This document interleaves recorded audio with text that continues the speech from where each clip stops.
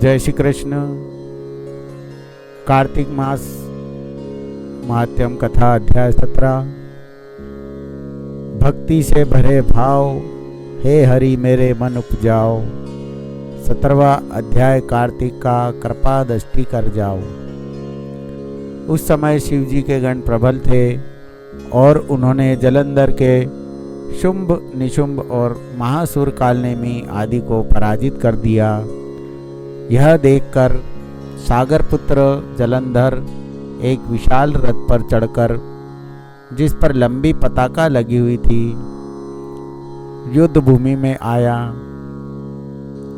इधर जय और शील नामक शंकर जी के गण भी युद्ध में तत्पर होकर गरजने लगे।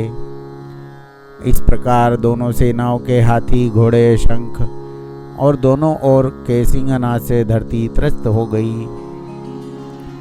जलंधर ने कुहारे के समान असंख्य बाणों को फेंककर पृथ्वी से आकाश तक व्याप्त कर दिया और नंदी को 5, गणेश को 5, वीरभद्र को एक साथ 20 बाण मारकर उनके शरीर को छेद दिया।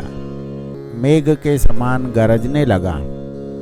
यह देख कार्तिकेय ने भी दैत्य जलंधर को अपनी शक्ति उठाकर मारी और घोर गर्जना किया।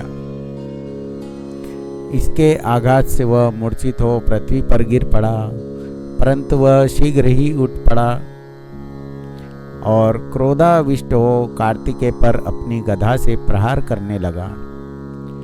ब्रह्मा जी के वरदान की सफलता के लिए शंकर पुत्र कार्तिकेय पृथ्वी पर सो गए। गणेश जी भी गदा के प्रहार से व्याकुल होकर पृथ्वी पर गिर पड़े। नंदी व्याकुल हो गदा प्रहार से पृथ्वी पर गिर गए। फिर दैत्य ने हाथ में परिध ले शीघ्र ही वीरभद्र को पृथ्वी पर गिरा। शंकर जी गण चिल्लाते हुए संग्राम भूमि छोड़ बड़े वेग से भाग चले। वे भागे हुए गण शीघ्र ही शिव जी के पास गए और व्याकुलता से युद्ध का सब समाचार कह सुनाया। लीलाधारी भगवान ने उन्हें अभय दे सबका संतोष वर्धन किया। यहाँ पर कार्तिक मास महात्म्य कथा अध्याय 17 समाप्त हुआ। हम 17वां अध्याय और 18वां अध्याय एक साथ पढ़ रहे हैं, श्रवण करें। कार्तिक मास महात्म्य कथा अध्याय 18। लिखता हूँ पुराण की सीधी बात। 18वां अध्याय कार्तिक मुक्ति का वरदान। अब रौद्र रूप महाप्रभु शंकर नंदी पर चढ़कर युद्ध भूमि में आए। उनको आया देखकर उनके पराजित गण फिर लौट आए और सिंहनाद करते हुए आयुधों से दैत्य पर प्रहार करने लगे। भीषण रूपधारी रुद्र को देख दैत्य भागने लगे। तब जलंधर हजारों बाण छोड़ता हुआ शंकर की ओर दौड़ा। उसके निशुंभ, शुंभ आदि वीर भी शंकर जी की ओर दौड़े। इतने में शंकर जी ने जलंधर के सब बाणों को काट अपने अन्य बाणों की आंधी से दैत्यों को अपने फरसे से मार डाला। खड़गोरमा नामक दैत्य को अपने फरसे से मार डाला और बलाहक का सिर काट दिया। धस्मर भी मारा गया और शिवगण चीशी ने प्रचंड नामक दैत्य का सिर काट डाला। किसी ने शिव जी के बैल को मारा और कई उनके बाणों द्वारा मारे गए। यह देख जलंधर अपने शुंभादिक दैत्यों को धिक्कारने और भयभीतों को धैर्य देने लगा, पर किसी प्रकार भी उनके भय त्रस्त दैत्य युद्ध को न आते थे। तब तो दैत्य सेना पलायन आरंभ कर दिया। तब महाक्रुद्ध जलंधर ने और 70 बाण मारकर शिवजी को दग्ध कर दिया। शिवजी उसके बाणों को काटते रहे, यहाँ तक कि उन्होंने जलंधर की ध्वजा, छत्र और धनुष को काट दिया। फिर 7 बाण से उसके शरीर में भी तीव्र आघात पहुँचाया। धनुष के कट जाने से जलंधर ने गदा उठाई। शिवजी ने उसकी गदा के टुकड़े कर दिए। तब उसने समझा कि शंकर जी मुझसे अधिक बलवान है।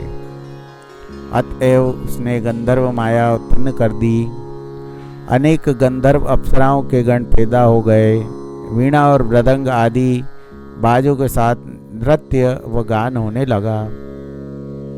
इससे अपने गणों सहित रुद्र भी मोहित हो एकाग्र हो गए। उन्होंने युद्ध बंद कर दिया। फिर तो काम मोहित जलंधर बड़ी शीघ्रता से शंकर का रूप धारण कर वृषभ पर बैठकर पार्वती के पास पहुंचा। उधर जब पार्वती ने अपने पति को आते देखा तो अपनी सखियों का साथ छोड़ दिया और आगे आई। उन्हें देख कामातुर जलंधर का वीरपात हो गया और उसने पवन से वह झड़ भी हो गया। गौरी ने उसे दानव समझा, वह अंतर्ध्यान हो उत्तर की मानस पर चली गई। तब पार्वती ने विष्णु जी को बुलाकर दैत्य धन का वह कृत्य कहा और यह प्रश्न किया कि क्या आप इससे अवगत हैं? भगवान विष्णु ने उत्तर दिया, आपकी कृपा से मुझे सब ज्ञात है। हे माता, आप जो भी आज्ञा करेगी मैं उसका पालन करूंगा। जगत माता ने विष्णु जी से कहा, उस दैत्य ने जो मार्ग खोला है उसका अनुसरण उचित है। मैं तुम्हें आज्ञा देती हूँ कि उसकी पत्नी का पति व्रत भ्रष्ट करो, वह दैत्य तभी मरेगा। पार्वती जी की आज्ञा पाते ही विष्णु जी उसको शिरोधार्य कर छल करने के लिए जलंधर के नगर की ओर गए। यहाँ पर कार्तिक मास महत्यम कथा अध्याय 18 समाप्त होता है। जय श्री कृष्ण। चैनल को सब्सक्राइब करें, लाइक करें, शेयर करें।